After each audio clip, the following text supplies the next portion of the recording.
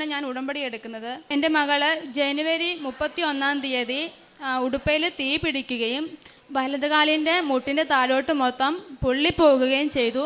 അന്ന് ഞങ്ങൾ കുറേ അടുത്തുള്ള ഹോസ്പിറ്റലിൽ കാണിച്ചു. അവിടെ ഒരാഴ്ച അവിടെ ട്രീറ്റ്മെൻറ്റ് ചെയ്തു. പക്ഷേ കുറവൊന്നും ഉണ്ടായില്ല. കാൽ നന്നായിട്ട് പഴുക്കുകയും കിടക്കുമ്പോൾ ബെഡ്ഷീറ്റിൽ പഴുപ്പ് കാരണം കാല് ഒട്ടിപ്പിടിക്കുകയും ചെയ്യുമായിരുന്നു.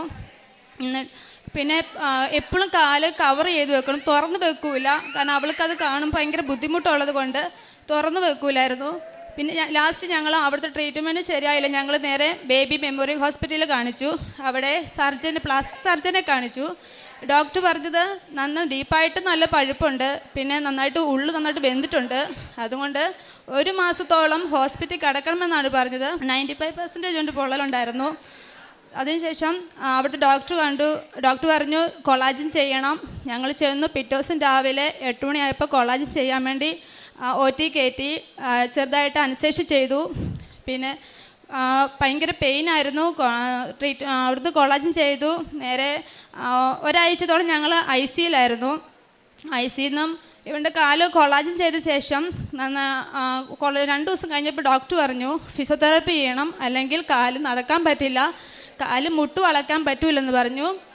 അതിനുശേഷം ഞങ്ങൾ അവിടുന്ന് ഫിസിയോതെറാപ്പി ചെയ്തു. ഡെയിലി 3 തവണയാണ് ഫിസിയോതെറാപ്പി ചെയ്യുന്നത്. ഡോക്ടറെ കാണുമ്പോൾ ഇവൾ സമ്മതിക്കില്ല. ചൊകരയാണ് കാലേ കൂടെ, മുട്ട് മടക്കുമ്പോഴും നിവർത്തുമ്പോഴും ചൊകരയാണ് കാലേ കൂടെ പൊയ്ക്കൊണ്ടിരിക്കുന്നത്. അതിനുശേഷം നമുക്കാർക്കും കാണത്തില്ല, വിസിറ്റേഴ്സിന് ആരും കേട്ടില്ല, ഞാൻ മാത്രം വേണം ICUയിൽ. 1 മാസം ഹോസ്പിറ്റൽ അഡ്മിറ്റ് ആണെന്നാണ് പറഞ്ഞത്. ഒരാഴ്ച ഞങ്ങൾ ICU കടന്നു. അത് കഴിഞ്ഞ് റൂമിന് റെൻറ്റ് നല്ലതായതുകൊണ്ട് ഞങ്ങൾ ചോദിച്ചു ഞങ്ങൾക്ക് റൂമിലേക്ക് ഷിഫ്റ്റ് ചെയ്ത് തരുമോ എന്ന് വെച്ചു. ഡോക്ടർ പറഞ്ഞു പറ്റില്ല, കാരണം കൊച്ചിന് നല്ല ടെമ്പറേച്ചറുണ്ട്, ഇൻഫെക്ഷൻ കൂടി, ബോഡി ഫുള്ള് നീര് വെച്ചിട്ടുണ്ട്. അതുകൊണ്ട് ഞങ്ങൾ റൂമിലേക്ക് ഷിഫ്റ്റ് ചെയ്യാൻ പറ്റില്ലെന്ന് പറഞ്ഞു.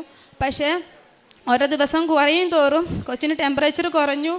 അതിനുശേഷം ഞങ്ങളെ റൂമിലേക്ക് ഷിഫ്റ്റ് ചെയ്തു. ഉടമ്പടി നേർച്ച ഉപയോഗിക്കുന്നുണ്ടായിരുന്നു. തേൻ കാലെ തൂക്കുന്നുണ്ടായിരുന്നു. എല്ലാ ദിവസവും ഞങ്ങൾ കുരിശ് വരച്ച് കഴിയുമ്പോൾ തേൻ തൂക്കുന്നുണ്ട്. തേൻ കുരിശ് വരച്ച് കൊടുക്കുകയും തൈലം കാലയിൽ മൊത്തം തൂക്കുകയും ചെയ്യുന്നുണ്ടായിരുന്നു. പിന്നെ അവൻ്റെ കാല് ഇപ്പം നന്നായിട്ട് കുറഞ്ഞു. പുതിയ സ്കിന്ന് വന്നാൽ മതി, ഫുള്ള് മൊത്തം ഉണങ്ങി. ഡോക്ടർ പറഞ്ഞ സർജറി ചെയ്യണം, സ്കിൻ ഗ്രാഫ്റ്റ് ചെയ്യണം, തൊടേന്ന് സ്കിന്നെടുത്ത് വെക്കണം എന്ന് പറഞ്ഞു. കണ്ടിന്യൂസ് പറഞ്ഞു. എല്ലാ പ്രാവശ്യം വരുമ്പോഴും ചോദിക്കും സർജറി വേണം. ചോദിക്കുമ്പോൾ ഡോക്ടർ പറയും സർജറി മസ്റ്റായിട്ട് വേണം, സർജറി ഇല്ലാതെ പറ്റൂല എന്ന് പറഞ്ഞു. അപ്പോൾ ഞാൻ എല്ലാം ഈ പ്രാർത്ഥന ചൊല്ലി, വിശ്വാസപ്രമാണം ചൊല്ലി ഞാൻ തൈലം കാലയിൽ തൂക്കും, കുരിശ് വരച്ച് തൂക്കും. ഇന്ന് കുഞ്ഞിന് കാല് പരിപൂർണമായിട്ടും ഭേദമായിട്ടുണ്ട്. കുഞ്ഞ് നടക്കില്ലായിരുന്നു. കുഞ്ഞിന് കാല് വേദനയായതുകൊണ്ട് നടക്കില്ലായിരുന്നു.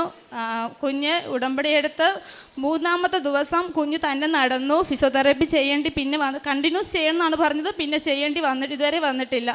2ാമത് ഞാൻ നിയോഗം വെച്ചത് അമ്മയ്ക്ക് എന്നും ചങ്കിന് വേദനയായിരുന്നു. അപ്പം എല്ലാ ദിവസവും കുരിശ് വര കഴിയുമ്പം ഉടമ്പടി തൈലം തൂത്ത് ഞാൻ അമ്മയുടെ നെഞ്ചിലും നെറ്റിയിൽ കുരിശ് വരച്ച് കൊടുക്കുമായിരുന്നു. ഇന്ന് വരെ ഞാൻ എല്ലാ ദിവസവും അമ്മ നെറ്റിയിൽ കുരിശും കൊടുക്കുകയും കുഞ്ഞിൻ്റെ ഞങ്ങൾ ഫാമിലി എല്ലാവരും നെറ്റിയെ കുരിശ് വരയ്ക്കും, നാവിൽ കുരിശ് വരച്ച് കൊടുക്കുകയും ചെയ്യുന്നുണ്ട്. കാരുണ്യ പ്രവൃത്തിയായിട്ട് ഞാൻ അവിടെ അടുത്തൊരു ഓൾഡ് ഏജ് ഹോമുണ്ട്, കരുണ്യാലയം എന്നാണ് പേര്. അവിടെ പോകാറുണ്ട്. അവിടുത്തെ പേഷ്യൻസിനെ കാണാറും അവർക്ക് ട്രീറ്റ്മെൻറ്റ് ചെയ്യാറുമുണ്ട്. കുരിശ് വരയ്ക്കാൻ എനിക്ക് നല്ല മടിയൊരാളായിരുന്നു. സന്ധ്യാപ്രാർത്ഥന എന്ന് പറയുമ്പം എന്തോ ഒരു മടിപ്പുള്ള ഒരാളായിരുന്നു ഞാൻ. ഇന്ന് വരെ ഞാൻ എല്ലാ ദിവസവും സന്ധ്യാപ്രാർത്ഥന ചെല്ലുകയും പള്ളിയിൽ പറ്റുന്ന ദിവസങ്ങളിൽ കുർബാന പങ്കെടുക്കുകയും ചെയ്യുന്നുണ്ട്. പരിശുദ്ധ അമ്മയ്ക്ക് ഒരേ കൂടായിന് നന്ദി. ഹബക്കുക്കിൻ്റെ